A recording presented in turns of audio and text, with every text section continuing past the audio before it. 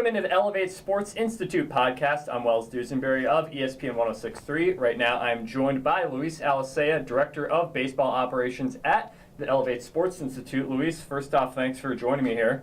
Well, it's a pleasure to be here. Thank you for having me. Now, first off, let's just talk a little about ELEV8 to begin with here. Now, this is obviously an institute you've been with for a better part of over a year now. Tell me, first off, what is different about ELEV8? What differentiates the ELEV8 Sports Institute from maybe some other programs in the area? Well, there's many differences that we have. For starts, it's a 9-month curriculum, and we have combined the best academic with the best athletics. We all know how important it is for a family to have, or a young player aspiring to be a young player to play into the next level, how important it is to have great grades and be great academics. So we've partnered up with American Heritage, which is one of the top schools in the state of Florida, and we also have our own internet virtual program. It's called Paolo Prep. Both programs are both very good programs. If you have a passion to be more on the field, I would definitely recommend being on the Paolo Prep because it gives you more flexibility. The other advantage of that program, it will be that you'll be able to get better, move up ahead on your grades, and start on your taking college courses prior to getting your diploma in high school. A lot of our guys that have done that also give them the flexibility to do more baseball training. Both programs are exceptionally well managed, and kids do very, very well. The other piece that we have is our athletic piece. Athletically, we don't think we're the best in the country. We have, baseball-wise, our practices start at 3 o'clock. Everything is designed like spring training for any young player. They're done at 5 o'clock. What we do different is that we have structured practices. We have a catching instructor, a pitching instructor, and so on with infielders and outfielders. So once we break as a group, we'll instruct every day. You go through the fundamentals of the game. That's the difference from any other program.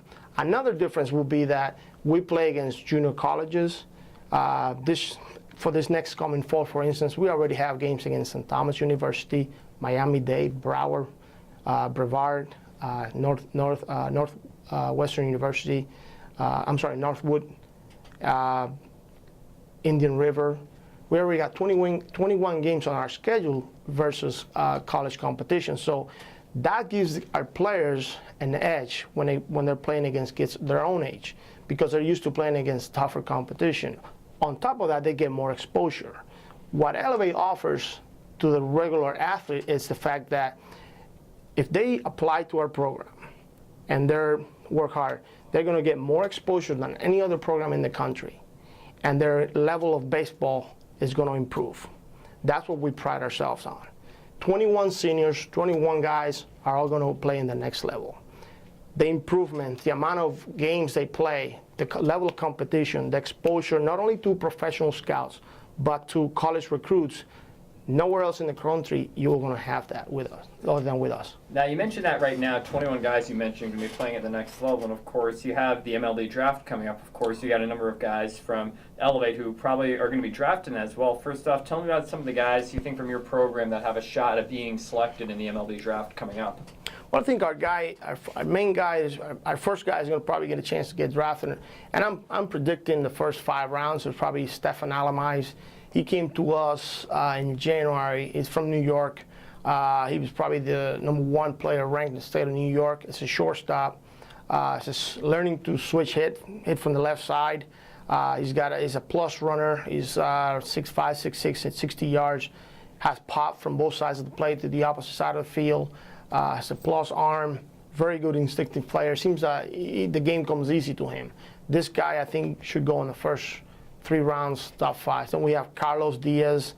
He's already a commit, University of Miami commit. So very good defensively. Has improved a lot offensively throughout this year and made a lot of strides. Had a lot of private workouts with the Marlins, with the Cardinals, with Houston.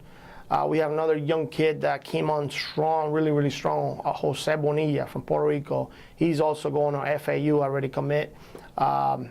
This kid Nobody knew about him last year. All of a sudden, we play a game against Miami-Dade, he goes 4 for 5. Play another game, he goes 3 for 4. Another game, 3 for 3. I mean, I'm not talking infield hits, I'm talking doubles and triples. All of a sudden, this kid's on everybody's radar. He has a great chance. Unfortunately for him, he probably won't go on the stop rounds because not a lot of people saw him on time. But this is a kid that has a great future ahead of him. Switch hitting guy that runs a 6'3", 60. 65, 70 arm from the outfield.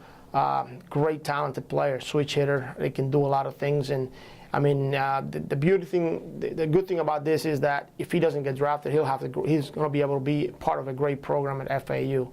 Ronnie Healy, a guy that came to us this year also, catcher / converter pitcher. This kid's got some options because if a team drafts him, he'll probably give him a chance catch because he's a very strong guy with a very good arm, strong arm, and has a lot of pop from the left side, power from the left side. Things don't work out as a catcher, he could always be a pitcher because he throws hard, and he's in the mid-90s. Miguel Castellanos, another outfielder we have, is 6'3", runs a 6'6", 60, and incredible arm, incredible bat speed, got some power. Came on really, really strong this year and made a name, put his name back in the books. Has some private workouts with Mariners, Marlins, Houston, and the Cardinals. So those are the guys that we think that this year will get a real good chance to get drafted.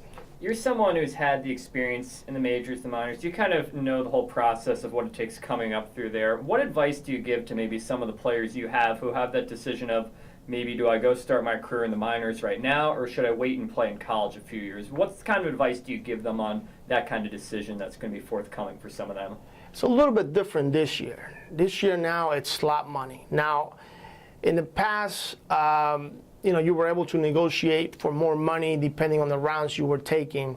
Now the decision is probably based on the draft slot that you go into, and there's really not much negotiating. So a lot of the guys, for instance, some of the guys that we have like Bonilla that got late into the draft or got late into the scout scene. This kid might go to a 3-year school, junior college, great program, or FAU, and do great things and put himself in a better position in 3 years into the draft. Same way with a guy like Castellanos. He doesn't like the where he's going on the draft. He'll be able to stay another year in college and really get himself seen and help himself in another year or 2 years. So it all depends where they go in the draft. I mean, a guy like Stefan Alamais might be different. He might go in the first 3 rounds, get a ton of money. He's a Tulane commit already.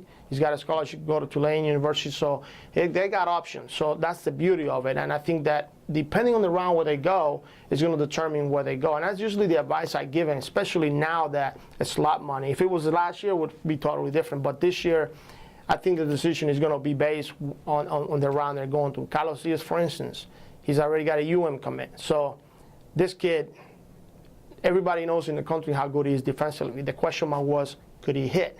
Now, he can go to the and do really good offensively. In 3 years from now, it'll be a different story. Absolutely. Now, of course, you were the academy here. You have the stuff going on during the year, but of course, during the summer, it never ends. I know you've got a lot of camps coming up. So why don't you tell me a little bit about what people can expect over the summer from ELEV8 in terms of the baseball academy? Well, our camp season starts on Monday, June 10th. We're excited about it. This is my first time being part of organizing the camp, and we have we have the rookie camp for little guys, 4 to 7 years old. That's really to evoke the passion for the game and really teaching the basic stuff they need to learn. It's going to be fun for them. And we have a regular camp. Regular camp is for the kid that is still not really decided, this is baseball for me, or they're kind of on the bubble, but we'll make it where they learn stuff. We'll make it fun and trying to teach them also. But the advanced training is the piece that for the more advanced player, the player that is serious about baseball. That program, what we offer is not only in the mornings there's going to be strictly defensive fundamentals, in the afternoon offensive fundamentals. We also do testing for them. We introduce them the performance piece. That's the piece that a lot of players in the professional game, they all do. So we introduce them to that. Our trainers, Robert Staglio, is one of the 5 top certified trainers in the country from Nike. He's awesome. And he works with a lot of football players, and he's very knowledgeable. At the older age, 13 to 17, we do it twice a week. The younger kids, 8 to 12, we usually, on Wednesday, that's their day for doing that.